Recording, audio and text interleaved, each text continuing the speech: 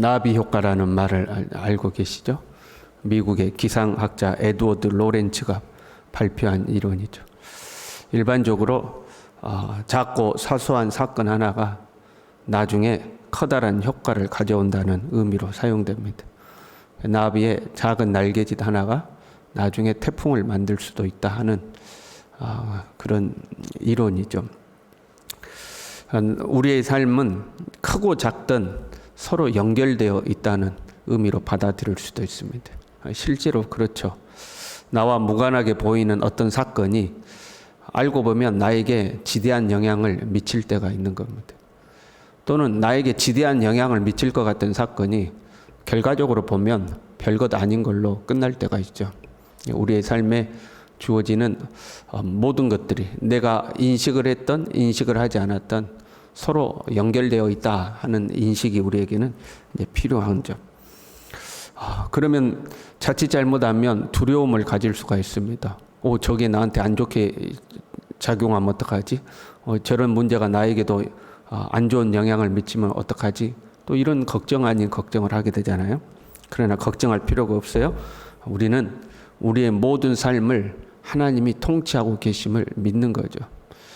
모든 것이 나와 연결되어 있다고 인지하면서 그 모든 것을 하나님이 통치하신다고 믿는 겁니다. 이것이 우리의 담대함의 근거이며 근원입니다. 때로 내 삶에 직접적으로 부정적인 일들이 생겨날다 할지라도 우리가 절망하지 않고 소망을 잃지 않을 수 있는 것은 하나님이 다스린다는 믿음이죠. 하나님이 통치하신다는 믿음. 그것이 우리를 담대하게 만드는 겁니다. 우리가 잘 아는 말씀이죠. 하나님을 사랑하는 자, 곧 그 뜻대로 부르심을 받은 자들에게는 모든 것이 합력하여 선을 이룬다. 모든 것을 하나님 합력하여 선을 만들어 가신다. 내 눈에 보기에는 안 좋은 일이지만, 내 눈에 보기에는 힘들고 고달픈 일이지만 하나님이 통치하셔서 선을 이루어 가신다 하는 이 믿음을 우리는 갖는 거죠. 그러면 어떤 순간에도 소망을 잃지 않게 됩니다.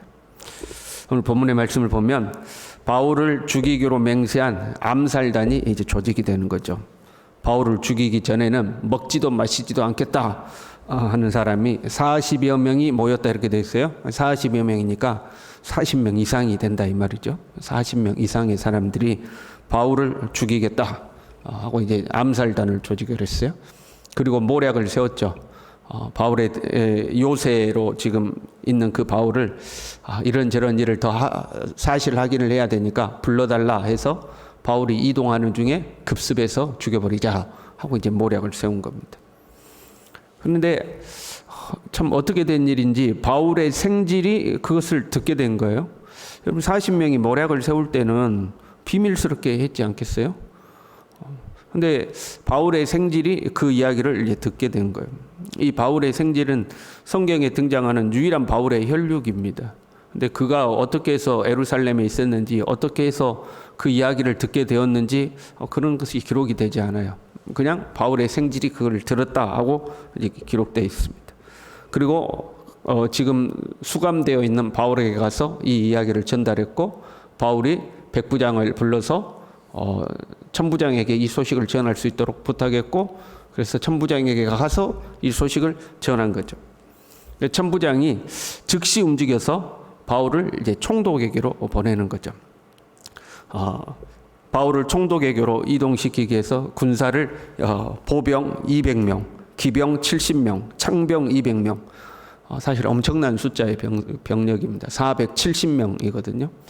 천부장이 움직일 수 있는 이 군대는 이론적으로는 1000명입니다. 천부장이니까. 근데 실질적으로는 600명 정도가 주둔해 있다고 그럽니다. 그 중에 470명을 움직였다. 거의 모든 군사를 이제 움직인 거죠. 그렇게 해서 결국에 바울은 이제 총독 앞으로 가게 되는 거죠.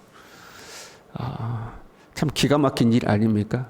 뭐가 기가 막히냐면 바울이 이런 이 자기를 죽이려는 암살단의 음모 아래 이렇게 군사의 호의를 받고 총독에게 갔다. 이게 기가 막힌 일이 아니라 하나님은 이 일을 통해서 바울로 하여금 총독에게 복음을 전하도록 만들었다는 거죠.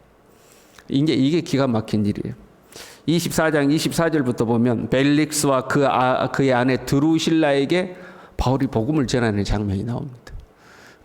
이런 사건이 없었다면 어떻게 총독과 그의 부인에게 복음을 전할 수 있었겠어요? 이런 기가 막힌 사건을 통하여서 하나님은 기가 막히게 복음을 전하게 하죠. 그 뒤에 후임 총독 베스도에게까지도 복음을 전하도록 합니다. 하나님은 이런 기가 막힌 사건을 통하여 하나님의 복음을 증거하는 기회와 통로로 사용하고 있는 거죠. 하나님은 모든 것을 합력하여 선을 만들어 가시는 거죠. 때로 우리가 보기에 악해 보이는 것도 하나님은 선으로 바꾸시죠. 바울을 죽이기 전에는 먹지도 마시지도 않겠다 맹세했다고 그랬잖아요. 이 맹세라는 단어가 저주하다라는 단어입니다. 자기 스스로를 저주하는 거예요. 내가 바울을 못 죽이면 내가 저주 받아 마땅하다 이런 거죠. 내가 바울을 못 죽이면 내가 죽어 마땅하다. 나에게 저주가 있을 것이다. 이런 맹세를 의미하는 겁니다. 바울에 대한 엄청난 증오심인 거죠. 내가 저놈을 못 죽이면 차라리 내가 죽는다. 이 정도의 이제 증오심이거든요. 그런데 그런 증오심이 발판이 되어서 바울은 로마로 향하게 됩니다. 나를 극도로 미워하고 죽일 정도로 미워하는 그 미움 때문에 로마로 갈 수 있게 된 거죠. 아무리 나빠 보이는 것도 하나님은 변화시키는 거죠. 대표적으로 우리가 요셉을 생각할 수가 있죠. 형들이 요셉을 죽이고 싶을 정도로 미워한 거 아닙니까? 정말 얼마나 미운 짓을 많이 했으면 죽이고 싶었을까요? 그렇잖아요. 몇 대 지 받고 말지. 형들이 조용히 요셉을 불러 작신 두들겨 패더라 뭐 이러면 되는 거 아니에요? 그런데 얼마나 미웠던지 죽이고 싶었어요. 근데 차마 죽이지 못하고 팔아 넘겼잖아요. 그 형들의 증오를 통해서 하나님은 이스라엘을 구원하시는 거죠. 나중에 요셉이 그러면 하나님의 모든 섭리를 깨닫고 나서 형들은 나를 죽이려고 했으나 하나님은 그것을 선으로 바꿔서 생명을 구원하게 하셨다 이렇게 고백을 하죠.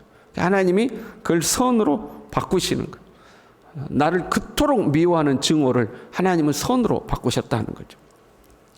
그 소식이 천부장에게 들려오니까 천부장이 급히 움직이죠. 자기가 움직일 수 있는 최소의 병력만 주둔시키고 나머지를 다 동원해서 바울을 총독에게 이동시키잖아요. 그렇게 천부장이 분주하게 움직인 것은 또 최대한의 병력을 동원한 것은 자기가 바울에게 실수한 부분이 있기 때문에 그렇죠. 로마 시민대 이제 바울을 자기가 결박했잖아요. 때리려고 했잖아요. 자기가 잘못한 부분이 있어요. 거기다가 이번 일을 통해서 공을 세우고자 하는 이 사람의 야망이 숨어 있어요. 27절에 이렇게 돼 있어요. 이 사람이 유대인들에게 잡혀 죽게 된 것을, 이 사람은 바울을 말해요. 바울이 유대인들에게 잡혀 죽게 된 것을 내가 로마 사람인 줄 들어 알고 군대를 거느리고 가서 구원하였다 이렇게 기록하고 있어요. 거짓 보고죠. 바울을 데리고 갈 때 자기가 로마 사람인지도 몰랐어요. 바울을 결박해서 데리고 갔고 진상을 알고자 바울을 때리려고 하니까 바울이 나 로마 사람인데 너희들 이럴 수 있느냐. 그때서 로마 사람인 줄 안 거거든요. 그런데 총독에게 잘 보이기 위해서 야 내가 이거 로마 사람인 줄 알고 내가 이를 건져냈다 하고 로마에 대한 충성심과 자기 이런 것들을 다 드러내는 거죠. 이 사람은 순전히 이기적이고 자기 욕망의 발로에서 지금 바울을 보호하고 있는 거죠. 하나님은 이 사람의 이기적 욕망을 또한 선으로 바꾸시는 거죠. 이 사람은 자기 욕망 채우기 위해서 바울을 보호하는 거예요. 근데 하나님은 그것을 통해서 바울을 이끌어가고 있는 거죠. 그럼 우리가 살다 보면 별의별 일이 다 생기죠. 때로는 어려운 일도 생기고 때로는 좋은 일도 생기죠. 어려운 일인 줄 알았는데 나중에 지나고 보면 그것이 좋은 일이었고 좋은 일인 줄 알았는데 지나고 보면 그것이 또 힘든 일이 되기도 하고 우리의 삶에는 뭐 별일들이 다 생기는 거예요. 그러나 우리는 그 어떤 순간도 그 모든 일도 하나님의 통치 아래 있음을 믿어야 하는 거죠. 하나님이 선을 만들어가고 계신다 하고 믿어야 돼요. 나를 향한 증오도 이기적인 욕망도 나에게 닥쳐온 어려움도 그 모든 것을 하나님은 주물러서 하나님의 선을 만들어 가시는 거죠. 그리고 그 하나님의 선이 이루어지기 위해서는 하나의 조건이 있어요. 우리는 우리의 자리에서 벗어나지 않고 그 자리를 지키고 있어야 하는 거예요. 그 빌헤름 텔이라고 했잖아요. 자기 딸인가요? 자기 딸인가 위에다가 사과를 놓고 활로 이렇게 맞히는 사람 있잖아요. 그럼 생각해봐요. 이 사람이 기가 막히게 활을 잘 쏘는 거야. 머리 이가 아니라 어디다 둬도 활을 다 맞춰요. 근데 머리에 놓고 활을 쏘는데 이 머리 위에 사과를 얹어놓은 사람이 고개를 수그려 버렸다거나 옆으로 피해 버렸다거나 그러면 어떻게 돼요? 절대 못 맞추는 겁니다. 하나님은 우리의 인생을 아주 기가 막히고 정확하게 이끌어 가시죠. 그런데 우리가 수그려 버리고 도망가 버리면 하나님의 역사가 이루어지지 않는 거잖아요. 요셉이 팔려갔을 때에 그가 자기의 인생을 원망하며 허랑방탕했으면 어떻게 됐을까요? 생명을 구원하고자 하는 하나님의 섭리가 이루어졌겠습니까? 그렇잖아요. 그러니까 우리는 우리의 자리를 지키고 있어야 돼요. 그게 조건이죠. 하나님을 사랑하는 자라는 조건이 있는 거예요. 하나님을 사랑하는 자, 곧 그 뜻대로 부르심을 입은 자들에게는 모든 것이 합력하여 선을 이루는 거죠. 우리가 우리의 자리를 벗어나지 않아야 돼요. 믿음의 자리죠. 예수 그리스도 안에 거하는 거죠. 복음 안에 거하고 있는 거죠. 이 자리를 벗어나지 않아야 돼요. 바울이 만약에 자신의 편안한 삶과 자유로운 삶을 추구했다면 바울은 어떻게 해서든지 이 길을 벗어나려고 했을 겁니다. 자기가 알고 있는 인맥을 총 동원해가지고 이 벗어나려고 했다거나 자기가 쌓아놓은 이 재물을 통해서 뇌물을 바쳐서라도 벗어나려고 했다거나 어떤 방법을 통해서라도 벗어나려고 했을 거예요. 적당히 유대인들하고 타협하고 맞아 너희들이 말이 맞다. 앞으로 내가 다시는 이런 일도 안 하고 복음도 안 전하고 너희들 원하는 대로 할게. 또 타협할 수도 있지 않겠습니까? 어떻게 해서든지 빠져나가려고 마음먹었으면 빠져나갔을 거예요. 그러나 바울이 복음 안에 머물렀기 때문에 하나님의 인도를 받을 수가 있었던 거죠. 인간적으로 보면 고통스러운 일들이죠. 그러나 신앙적으로 보면 사실은 형통한 일이거든요. 그렇잖아요. 하나님의 계획에 의해서 지금 움직여가고 있으니까 형통한 거죠. 믿음의 눈으로 바라보지 않고 인간적인 눈으로 보면 도망가고 싶은 거죠. 빠져나가고 싶은 거죠. 어떻게든 이 위기를 모면하고 싶은 거죠. 그래서 빠져나갔어요. 그러면 하나님 믿음의 눈으로 볼 때는 그게 불통인 거죠. 인간적인 눈으로 볼 때는 그게 형통이고. 그래서 우리는 우리의 자리를 지키고 있어야 됩니다.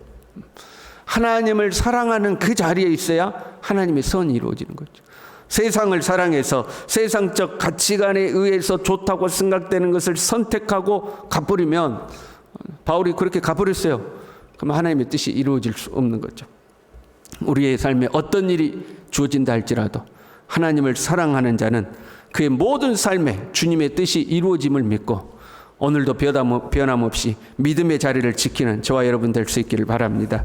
기도하겠습니다. 하나님 아버지, 고난의 순간, 고통의 순간, 괴로움의 순간이지만 하나님이 그 모든 것을 바울을 둘러싸고 있는 미움도 증오도 거짓된 계획들도 인간적인 욕망과 야망도 그 모든 것들을 하나님이 선으로 바꿔서 하나님의 뜻을 이루어가는 것을 보게 됩니다. 주님, 우리로 하여금 절대적으로 이 하나님을 신뢰하게 도와주시고 어떤 순간에도 믿음의 자리를 벗어나지 아니하고 믿음의 자리를 굳건히 지켜낼 수 있도록 우리 모두를 인도하여 주시옵소서.